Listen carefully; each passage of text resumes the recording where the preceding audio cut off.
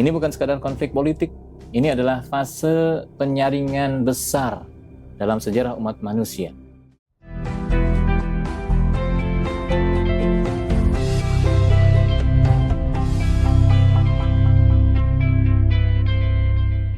Assalamualaikum sahabat Masri. Hari ini saya ingin mengajak Anda untuk duduk sejenak, tarik nafas dalam. Karena topik ini bukan sekadar politik, ini tentang sejarah, tentang iman, tentang arah dunia ke depan. Kemarin, hari Sabtu 28 Februari 2026, dunia tersentak. Serangan gabungan dari Israel dan Amerika Serikat menghantam target strategis di Iran. Dan beberapa jam kemudian, kabar yang mengguncang dunia Islam tersebar. Pemimpin tertinggi Iran, Ayatollah Ali Khamenei, salah satu pemimpin dunia yang sangat berani menantang arogansi Barat, Amerika Serikat, Eropa, Israel, nyatakan syahid setelah kediamannya menjadi sasaran serangan dengan presisi tinggi. Kemudian muncul pertanyaan-pertanyaan, bagaimana kediaman seorang pemimpin tertinggi bisa ditembus? Apa yang akan terjadi pada Iran, kawasan Timur Tengah, dan dunia? Apakah ini awal perubahan rezim atau justru awal dari perang besar atau perang dunia ketiga? Atau dalam terminologi nubuah Rasulullah SAW dinamakan sebagai Malhamah Kubro. Dan bagaimana kaitannya dengan tanda-tanda akhir zaman dalam perspektif eskatologi Islam? Baik, sahabat Masri, kita langsung mulai pembahasan poin pertama. Kenapa Amerika Serikat dan Israel bisa menarget kediaman Ayatollah Ali Khamenei? Sahabat, kita harus jujur melihat realitas geopolitik. Iran, pasca revolusi Islam Iran tahun 1979, yang berhasil menggulingkan rezim monarki Shah Reza Pahlavi yang pro-Barat. Iran merupakan kekuatan yang teguh dan tangguh menantang arogansi Barat yang dipimpin oleh Amerika Serikat dan Israel. Oleh karena itu, Iran dianggap musuh strategis utama Israel dan Amerika Serikat di kawasan Timur Tengah. Iran mendukung kelompok perlawanan seperti Hizbullah di Lebanon dan berbagai faksi di Palestina, termasuk di Gaza. Selain itu juga di wilayah Yaman, Suriah, dan Irak. Sementara Amerika Serikat memandang Iran sebagai ancaman stabilitas regional dan kepentingan energinya. Dalam era perang modern, serangan tidak lagi hanya dengan tank atau pasukan darat. Ini persenjataan dan strategi semakin canggih. Ada satelit, cyber intelligence, infiltrasi internal, hingga operasi drone yang presisi. Serangan ke kediaman Ayatollah Ali Khamenei hampir pasti bukan sekedar serangan militer biasa. Ini adalah operasi intelijen tingkat tinggi. Artinya, ada kemungkinan ini akibat adanya kebocoran informasi dari internal, atau ada penyusupan sistem teknologi, atau adanya jaringan intelijen yang bekerja cukup lama. Ingat, dalam politik global, kekuasaan bukan hanya soal senjata, tapi juga soal informasi, penguasaan informasi. Kemudian, bagaimana respon Iran? Sahabat, Iran bukan negara kecil. Ia memiliki jaringan militer, garda revolusi, dan aliansi regional. Dalam sejarah, Iran juga dikenal memiliki tingkat intelijensi tinggi dan daya juang yang tinggi. Respon Iran kemungkinan akan terjadi dalam 3 lapisan.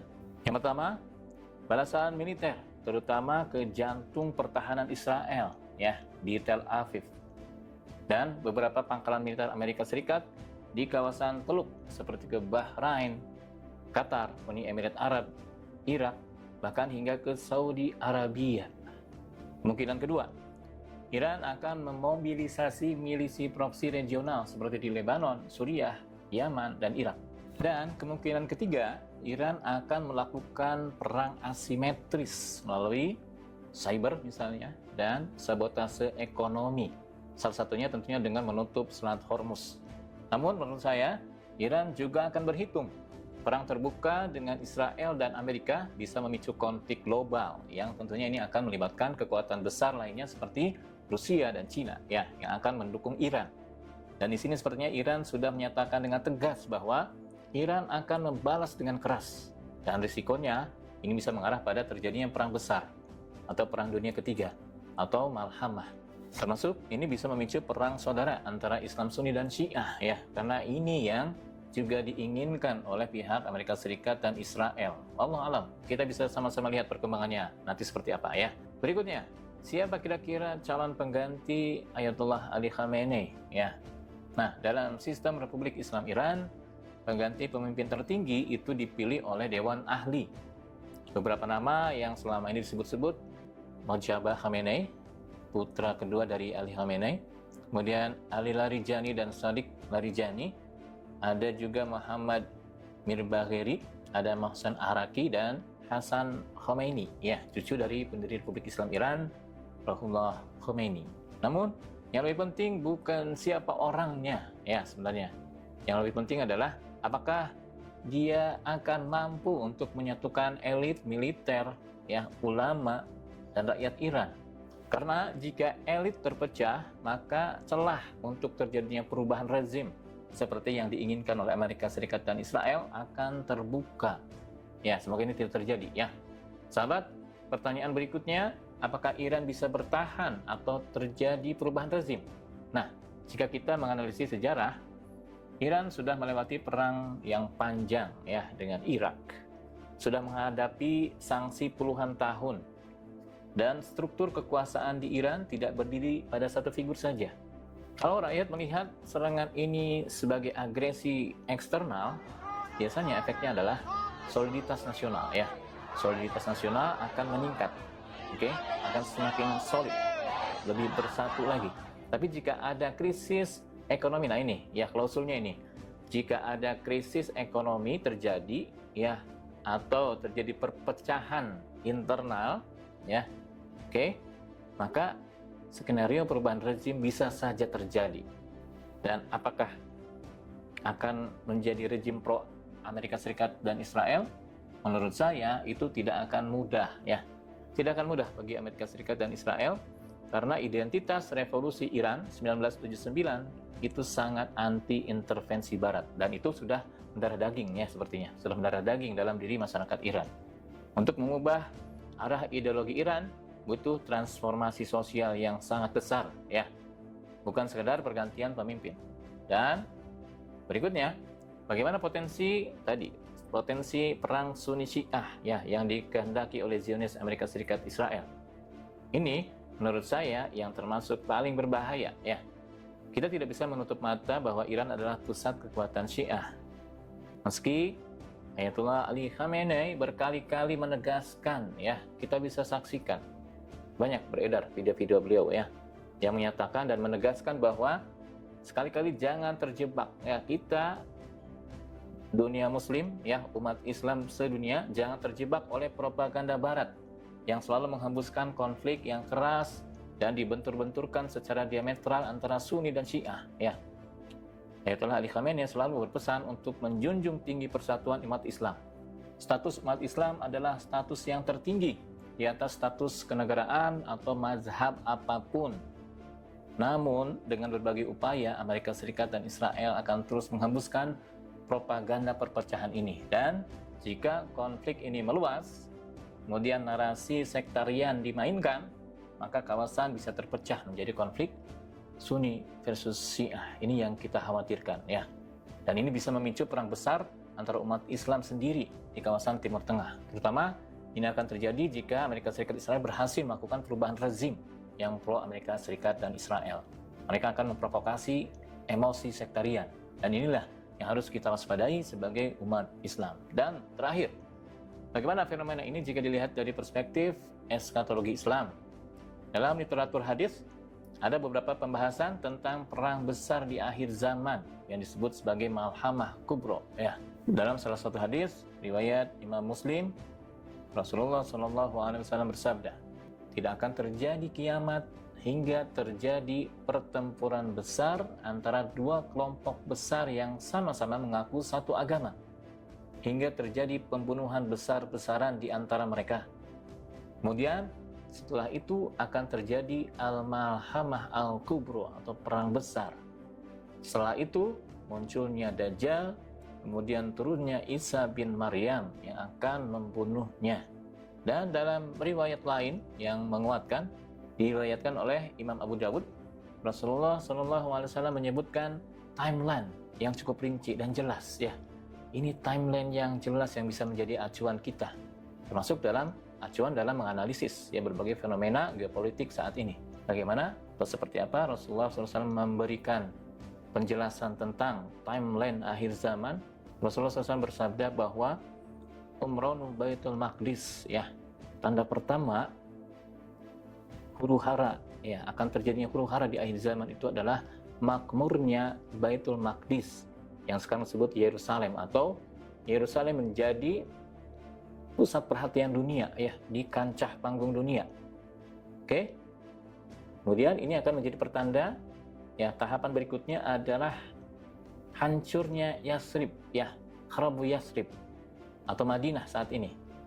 Ya, Madinah turun dari kancah dunia, tidak diperhitungkan ya, melempem, atau bisa jadi mungkin karena terjadi konflik tadi ya, pecahan, konflik, perang saudara di kawasan Arab.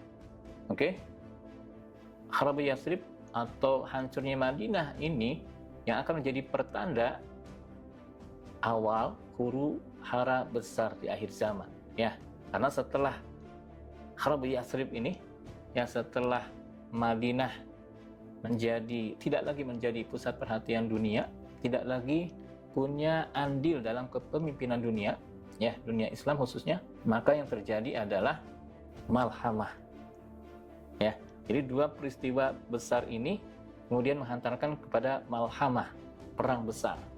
Dan setelah malhamah, kemudian Rasulullah mengatakan bahwa akan terjadi penaklukan Konstantinopel ya oleh pasukan Muslim. Dan saya garis bawah di sini ya, berdasarkan analisis dari Syekh Imran Hussein, bahwa penaklukan Konstantinopel yang dimaksudkan dalam konteks hadis ini bukan yang dilakukan oleh Muhammad Al-Fatih ya tahun 1453.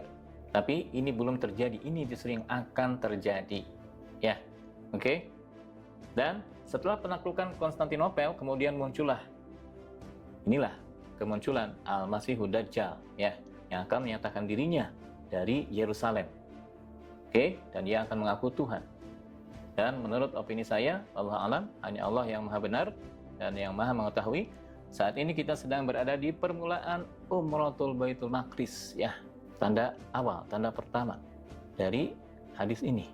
Ini merupakan tahap awal huru hara akhir zaman, di mana kita telah sama-sama menyaksikan Yerusalem di bawah kekuasaan Zionis Israel yang di-pick up oleh Amerika Serikat dan negara-negara Barat sedang berupaya keras untuk meninggikan profil Yerusalem di kancah panggung dunia ya, karena mereka memiliki misi untuk menjadikan Israel Raya menjadi negara adikuasa baru dunia untuk menggantikan Amerika Serikat yang sudah berada di ambang kehancuran saat ini.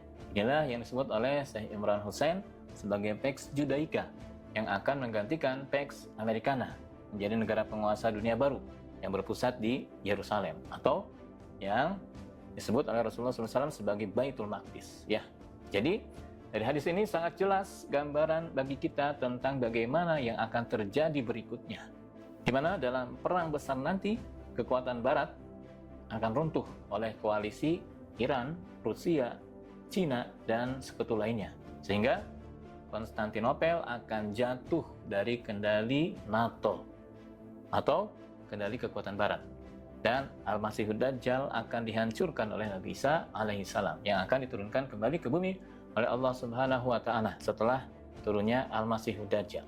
Dan sahabat, saya sendiri juga melihat ada keselarasan dengan salah satu hadis yang diriwayatkan oleh Zainab binti Jahsy ya, istri Nabi SAW, yang mengabarkan Rasulullah SAW bangun dengan ketakutan yang menggigil ya, dengan ketakutannya matanya memerah, kemudian beliau bersabda, la ilaha illallah, celakalah orang Arab ya, celakalah orang Arab dari keburukan yang telah dekat.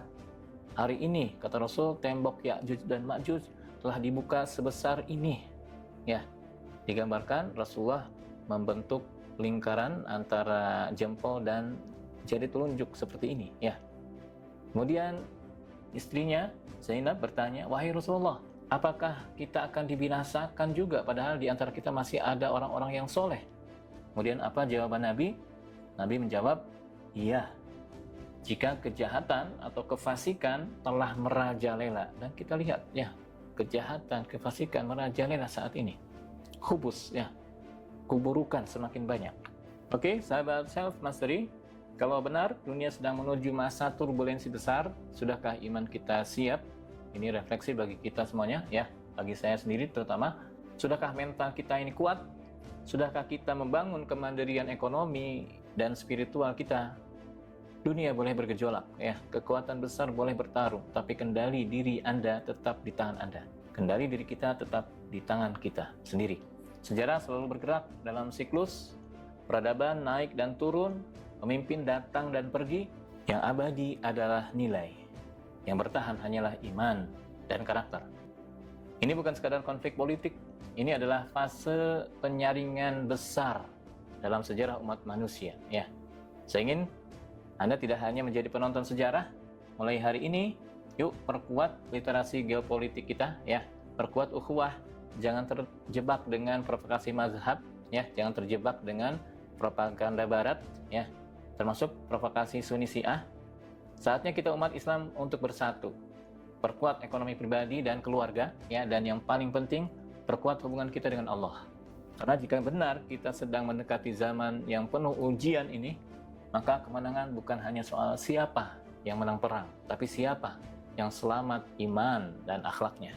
Dan kalau Anda merasa konten seperti ini membuka wawasan dan hati Anda, silakan share ya ke orang-orang yang Anda cintai, karena mungkin yang kita butuhkan hari ini bukan sekadar berita, tapi kesadaran. Saya ingin dengar dari Anda di kolom komentar ya, menurut Anda apakah konflik ini akan meluas atau justru menjadi titik balik stabilitas baru?